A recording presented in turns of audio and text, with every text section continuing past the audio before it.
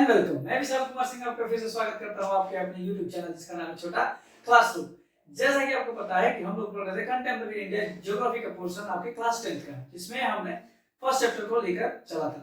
आपके first chapter का नाम है रिसोर्सेज एंड डेवलपमेंट। ठीक है, उसमें आपने रिसोर्सेज का डेफिनेशन पढ़ लिया था, क्लासिफिकेशन पढ़ लिया था और उनका अलग अलग से क्लासिफिकेशन भी पढ़ लिया था, किस किस बेसिस पर उनको क्लासिफाइड किया गया। अब हम लोग पढ़ेंगे आज की इस वीडियो के थ्रू डेवलपमेंट ऑफ रिसोर्सेज, यानी कि रिसोर्सेज को डेवलप कैसे किया जाता है और क्या क्या योजनाएं बनाई गई हैं और अंतरराष्ट्रीय स्तर पे और अंतरराष्ट्रीय यानी कि at the stage of national and internationally क्या क्या चीजें इसमें जोड़ी गई हैं for the conservation and the development of the resources. ठीक है, तो वीडियो को स्टार्ट करते हैं बिना समय नुकसान किए हुए। आइए पढ़ते हैं डेवलपमेंट ऑफ रिसोर्सेज। ठीक है, रिसोर्सेज का डेवलपमेंट कैसे करना है, क्या क्या चीजें हमको कार्यविधि में या फिर प्रोसेस में कौन कौन से प्रोसेस को हम लोग इस्तेमाल करेंगे अपने रिसोर्सेज का क्या करने के लिए, डेवलप करने के लिए। सबसे बड़ी बात कि रिसोर्सेज का अपना आपके जीवन में क्या रोल है ना, हमारे डेली लाइफ में रिसोर्सेज का क्या रोल है, उस हिसाब से पहले इसको देखते हैं। Role of resources. Resources are vital for human survival for maintaining the quality of life.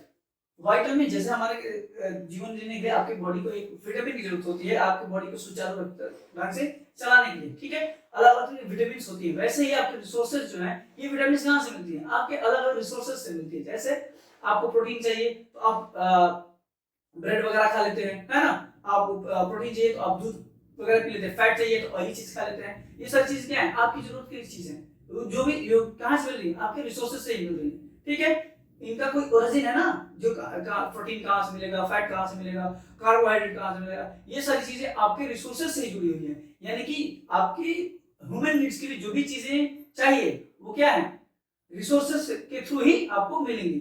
यानी कि कहने का मतलब यह है कि अगर आपकी लाइफ को सुचारू ढंग से चलाना है, बढ़िया से चलाना है, तो आपको क्या चाहिए, रिसोर्सेज चाहिए और उन रिसोर्सेज का डेवलपमेंट और कंजर्वेशन, सुरक्षित रहना भी जरूरी है। ठीक है, it believe that resources are free gift of nature। और लोगों को ये मानना है कि जो रिसोर्सेस होती हैं क्या होती हैं, आपकी जो नेचर का है फ्री गिफ्ट है, मुफ्त के तौर पर हमको मिली है। ये बात तो सही है कि फ्री गिफ्ट है, लेकिन कभी कभी क्या होता है कि अगर किसी चीज को आपको फ्री में मिल जाती है ना, तो आप उसका मायने भूल जाते हो। ठीक है, उसका यूज गलत तरीके से करने लगते हो और ये जाके प्रॉब्लम आगे क्रिएट करने लगता है। ठीक है, सेम चीज आपके रिसोर्सेज में है। हम रिसोर्सेज का इस्तेमाल तो करते हैं, एज हमको ये पता है कि क्या है, ये free gift of the nature है, गॉड गिफ्टेड चीजें हैं। यानी कि इन चीजों का ऐसा नहीं कि गॉड गिफ्टेड तो ये कभी खत्म नहीं होगी, खत्म हो सकती है ना, अगर इसका हम ढंग से इस्तेमाल नहीं करेंगे मेंटली और उसको प्रॉपरली अपने जीवन शैली में उसका महत्व को नहीं पहचानेंगे, तो फिर आगे आने वाली पीढ़ी या फिर हमारी आगे की एज में क्या हो सकती है, दिक्कत हो सकती है। ठीक है, इसलिए रिसोर्सेज का डेवलपमेंट और उनका कंजर्वेशन बहुत ही जरूरी है। ठीक है, प्रॉब्लम्स क्या क्रिएट होती है आपकी, यानी कि फ्री गिफ्ट लोग तो समझ जाते हैं, लेकिन उसके के साथ साथ प्रॉब्लम्स भी आती हैं डेली लाइफ में।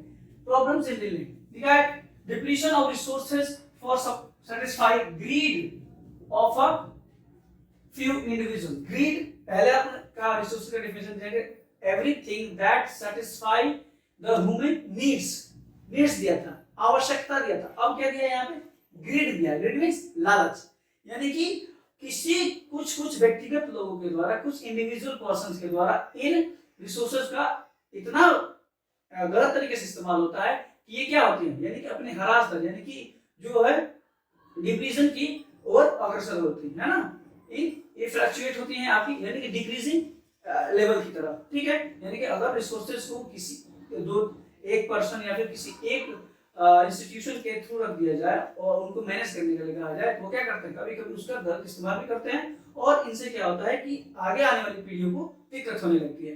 नेक्स्ट आपका है accumulation of resources in few hands which turn divide the society to two segments, have nots, poor and rich। ठीक है, अगर इनका वितरण क्या हो गया किसी इंडिविजुअल्स के बीच में हो जाता है, तो ये आपकी सोसाइटी जो है, मान लीजिए कि जिसके पास सबसे रिसोर्सेज बहुत ज्यादा हैं। ठीक है, रिसोर्सेज का मतलब ये है कि वो सारी चीजें जो आपके ह्यूमन नीड्स को पूरी कर देंगे। आवश्यकता से अधिक अगर आपके पास आ जाएगी तो क्या होगा, एक सोसाइटी में लेवल ये बन जाएगा कि ये या तो सबके पास एक के पास सब कुछ हो जाए और किसी के पास कुछ भी न रहे, यानी कि there is a lot of difference between them, है ना। वहां पे क्या होगा कि एक बहुत कुछ पा गया है जिसकी उतना उसको जरूरत नहीं है, लेकिन वो उसको कैप्चर किए हुए रखा, और जिसको जरूरत है एकदम बेसिक जरूरत भी वो पूरी नहीं कर पा रहा है। तो ये क्या हो जाएगा, आपकी जो सोसाइटी में डिफरेंसेस क्या हो जाएंगे, ब्रॉड होते जाएंगे डे बाय डे, अगर ऐसा ही चलता रहा तो। यानी कि रिसोर्सेज का मैनेज करना बहुत जरूरी है। नेक्स्ट आपका दिया uneven exploitation of resources cause global ecological crisis like global warming, ozone layer depletion, environment pollution. ठीक है, यानी कि जब ये रिसोर्सेज का गलत तरीके से बिना किसी सोचे समझे सुचारू ढंग से प्रयोग नहीं हुआ तो ये बाद में चलकर दिया है ग्लोबल इकोलॉजिकल क्राइसिस, यानी कि विश्व स्तर पर इकोनॉमिक परिघटना संगठना को क्या कर सकते हैं, ये क्रिएट कर सकते हैं, है ना। क्राइसिस हो सकती है लोगों के बीच में। आपके जो है जो अभी बता रहे थे कि किसी के पास बहुत ज्यादा हो गया, किसी के पास कुछ भी नहीं बचा, यानी कि गैप बढ़ता जाएगा और लोगों के बीच में जो है रिसोर्सेज को लेकर एम्प्टीनेस समझ में आने लगेगी। ठीक है, इससे क्या होगा कि आपकी जो किसी भी कंट्री का रीजन का जो भी चीज सिटीजन्स के बीच में है तो गैप बहुत ज्यादा हो जाएगा, है ना। कोई बहुत ज्यादा हो गया, रिच हो गया, कोई बहुत गरीब हो गया, ठीक है। तो किसी के पास बहुत कुछ खाने को है और किसी के पास खाने को है ही नहीं। ठीक, इसके साथ साथ क्या होगा, ये तो आपका जो है इकोनॉमिक तौर पे हो गया। ग्लोबली इन्वायरमेंट में क्या होता है, आपका अगर ढंग से किसी चीज का यूज नहीं किए, यानी कि जैसे मान लीजिए पेड़ है, आपके रिसोर्सेज है, उनका कटाई निरंतर करते रहे अपने स्वार्थ के लिए, हमें एक घर में संतुष्ट नहीं है तो दो चार घर बना रहे हैं, तो उसके लिए क्या करना पड़ेगा, आपको एक जगह से छोड़कर दूसरी जगह जाना पड़ेगा और वहां की जो भी फ्लोरा एंड फ्योना है उसको नष्ट करना पड़ेगा, यानी कि जो भी पेड़ पौधे वहां पे नष्ट करेंगे। तो अगर उसको नष्ट करते हैं, उसको खराब करते हैं, तो क्या हो गया, ग्लोबल वार्मिंग की कंडीशन आ सकती है। ओजोन लेयर यानी कि जो हीट बढ़ेगा आपकी एरिया का, ठीक है, आपके एटमॉस्फेयर का जब हीट बढ़ने लगेगा तो ग्लोबल वार्मिंग होगी। ग्लोबल वार्मिंग से आपकी ओजोन लेयर, जिसको आपको पता है कि स्ट्रेटोस्फीयर में एक लेयर होती है ओजोन लेयर, जो कि सूर्य से पड़ने वाली यूवी रेज को रिफ्लेक्ट करके पीछे की तरफ भेज देती है और हमको धरती तक नहीं आने देती है। ठीक है, उसमें छेद होने के आसार हैं। इन्वायरमेंटल पोल्यूशन यानी कि पर्यावरण में जो है आपके पोल्यूशन बहुत ज्यादा हो जाएंगे। ठीक है, जो भी चीजें, जैसे मान लीजिए कि आपके पेड़ है जो कार्बन डाइऑक्साइड को एब्जॉर्ब करते हैं, आपकी बॉडी से निकलने वाले कार्बन डाइऑक्साइड को वो एब्जॉर्ब करते हैं, तो पेड़ ही नहीं रहेंगे तो कार्बन डाइऑक्साइड क्या करेगा, आपके एटमॉस्फेयर में घूमेगा और घूमेगा तो क्या होगा, टेम्परेचर बढ़ाएगा, इंक्रीज करेगा, आपके एटमॉस्फेयर के टेम्परेचर को इंक्रीज करेगा, जिससे ये सारी चीजें पॉसिबल है ना। ये क्राइसिस आ सकती हैं। अब इनका क्या है इलाज, क्या है, इन सब चीजों से दूर कैसे पाया जाए, है ना। ये जो प्रॉब्लम्स हैं इनको हटाया कैसे जाए, तो इसमें आपको एक चीज यहाँ पे दिया है, सस्टेनेबल डेवलपमेंट। सस्टेनेबल डेवलपमेंट का ये होता है सतत पोषणीय विकास, यानी कि निरंतर दिन प्रतिदिन इन रिसोर्सेज को कंजर्व करने के लिए और इनको बचाए रखने के लिए फ्यूचर जनरेशन के लिए कुछ ऐसी पॉलिसीज को ले आया जाए जो क्या करे, बिना हार्म किए हुए आपके इन्वायरमेंट को बिना हार्म किए डेवलपमेंट की तरफ ले जाए। ठीक है, इसको पढ़ते हैं। Sustainable ecological development means development should take place without damaging the environment. अब मैंने बोला कि डेवलपमेंट तो हो, लेकिन ऐसा ना हो कि एक रिसोर्स के डेवलपमेंट के चक्कर में किसी और रिसोर्स का ज्यादा इस्तेमाल हो रहा हो, ठीक है, अनइवन इस्तेमाल हो रहा हो, इक्वली इस्तेमाल नहीं कर रहे हैं, प्रॉपर्ली इसको इस्तेमाल नहीं कर रहे हैं। ऐसा ना हो किसी एक डेवलपमेंट के रिसोर्स के डेवलपमेंट के लिए दूसरे किसी रिसोर्स का क्या हो, एग्जॉस्टिबिलिटी बहुत नजदीक आ जाए।